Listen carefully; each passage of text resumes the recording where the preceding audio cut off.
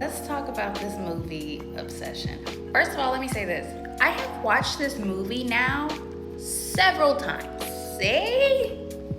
Several times. No, but here's the reason why. If you guys remember the movie Who Cloned Tyrone, there is like such an element to that movie where it's like you watch the whole thing all the way through, then you get to the end and you almost want to go all the way back to the beginning because it's like, okay, what did I miss? Now that I know this, wow, that's why he did this.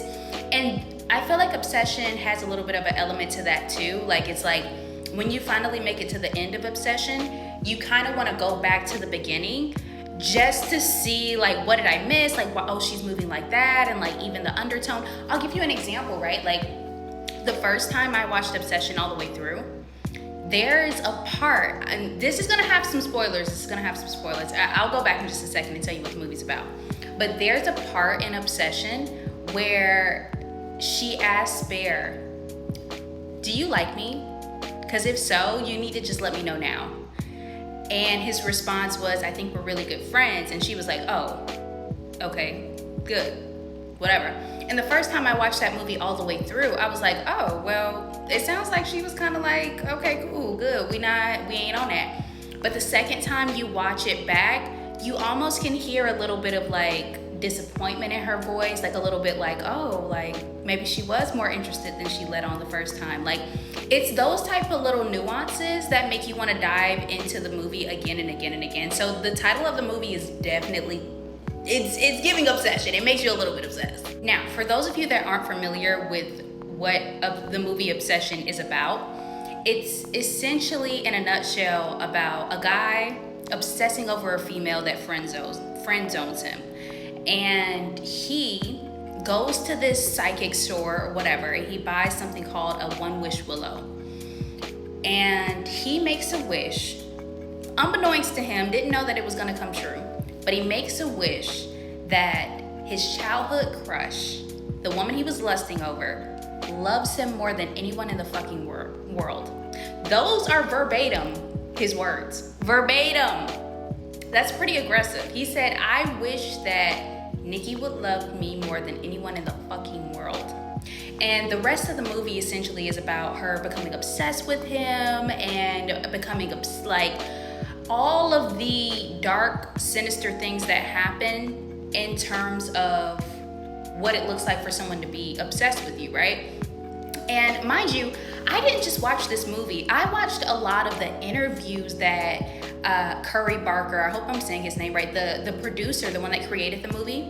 I watched a lot of his interviews as well. And I watched the interviews between the actors and like the little nuances that were intentional and all those things, right? And it made it that much more interesting. Again, it made me want to go back and watch the movie again and again and again, because one of the things that I love about Curry Barker, you know what, let's just call him CB. Let's call him CB, because I don't know. One of the things that I really love about the director is that he mentions his objective for people that watch this movie is he wants his audience to leave out of the movie theater asking questions like, what would you do in this situation, right? Because again, if you guys have already seen the movie, you know what I'm about to talk about. If you haven't seen the movie, keep scrolling, it's about to be a spoiler. But essentially, once Bear makes the wish, he's faced with only two options.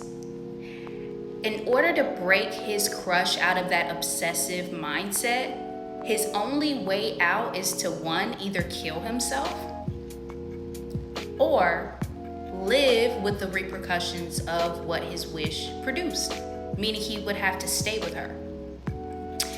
And that's a very interesting thing, because I do want to dive a little bit more into this movie. Like, we have to talk about the spiritual aspect of this movie. We have to touch on this, y'all, because here's the thing. Here's my takeaway from the movie.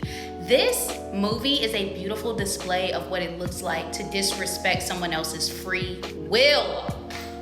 Oh yes, y'all, oh yes. If y'all have ever seen the movie Aladdin, if you remember when Genie was going through the list of wishes he could and couldn't have, love was one of them. He was like, I can't make anyone fall in love with you. It's not a pretty sight. I'm not gonna do it. And see, this movie displays Why? You know what I mean? Like, oh my goodness, if Aladdin would have wished for her to be in love with her, this movie would be different, eh? The reason why though, the evolution of his wish starts to get very dark. Like Nikki at first, it was just a little cute. Oh my God, you like me? Yeah. But then it starts getting very dark, very demonic. And the funny thing is the director keeps saying it wasn't in his intention to make it demonic. He wanted it to just seem like an obsessive girlfriend, but it gets demonic, which is why I try to talk about the spiritual aspect of it, because essentially that does get dark. That gets dark, man. When you start disrupting someone's free will, the rest of the movie is essentially what it looks like when the soul starts to reject what is being forced upon you, yo. Like, she starts killing people. She starts killing the cat. Well, the cat was already dead, but she starts getting into trash cans. She starts throwing up. She's not able to control her body, and that gets very dark. So that's one of the ways that things can go sideways, and it did. Now, here's the thing. I want to dive a little bit more into the spiritual aspect of this movie, right? Because again, the nuances that started to occur within Nikki, her body movements, how she started to like really, I had so many questions, y'all. I had so many questions because it was like, y'all remember if y'all have at the very least seen the scene where she starts walking backwards and like she's doing the little walk, you know what I mean? Like when she starts doing the 1-2, when she's like, I think all of those things are a very beautiful display of what it looks like when your free will is being tampered with. Because again, in the beginning, this all started with Bear making a wish that his childhood crush would fall in love with him. Now, granted, how I feel about Bear in the beginning changes throughout the movie, right? Because to give Bear a little bit of credit, he did not know. He thought what most of us probably thought, like, okay, I'm just gonna make this wish. I'm pretty sure the wish isn't gonna come true. Magic isn't fucking real. And it makes sense. Like, obviously, nobody would actually believe that a wish would come to pass, right? Like, that shit's fake. But after the wish was actually, it turned out to be true and Nikki becomes obsessed with him, all care for Bear went out of the fucking window, eh? Yes. It went out of the window because once he started to understand the depth of his wish and what it was doing to her, there's a particular scene in the movie where Nikki out of her mouth is like, okay, well, why does it matter? Why does it matter that, because she lied, right? She lied about like her dad having cancer or something like that so that she can get to Bear's house. And when he finally asked her about it and she was like, no, that's not true, but why does it matter? That's when the whole scene within itself kind of shifts, right? Because it's like, now you know what's going on. It was all right before because it was like, okay, like maybe he's just kind of like, well, let me just, But he proceeds to have sexual relations with this girl. Isn't that just like a man? Like, you was trying to get some booty.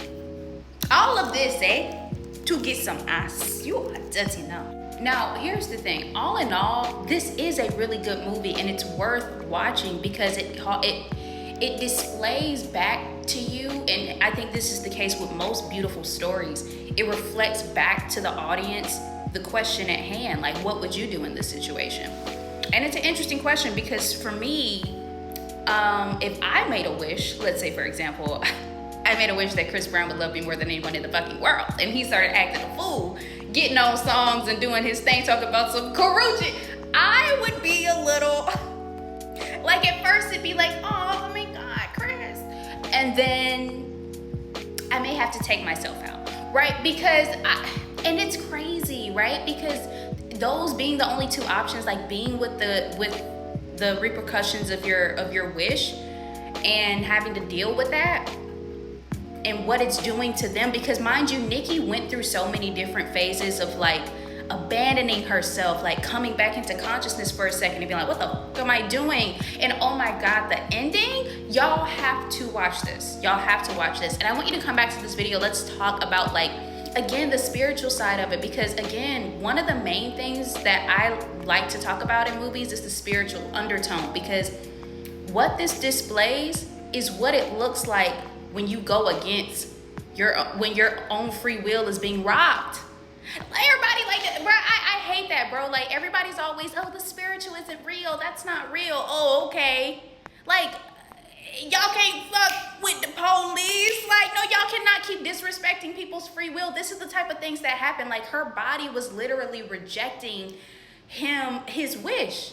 And it's just, it's all the undertones that happen when, like, somebody else is trying to decide things for you. And it's a full circle moment when she finally snaps back to, and all of the things that she wants to live with. So I want to ask you guys, like, how did y'all feel about the movie? I personally liked it. I watched it way too many times, and now I'm scared.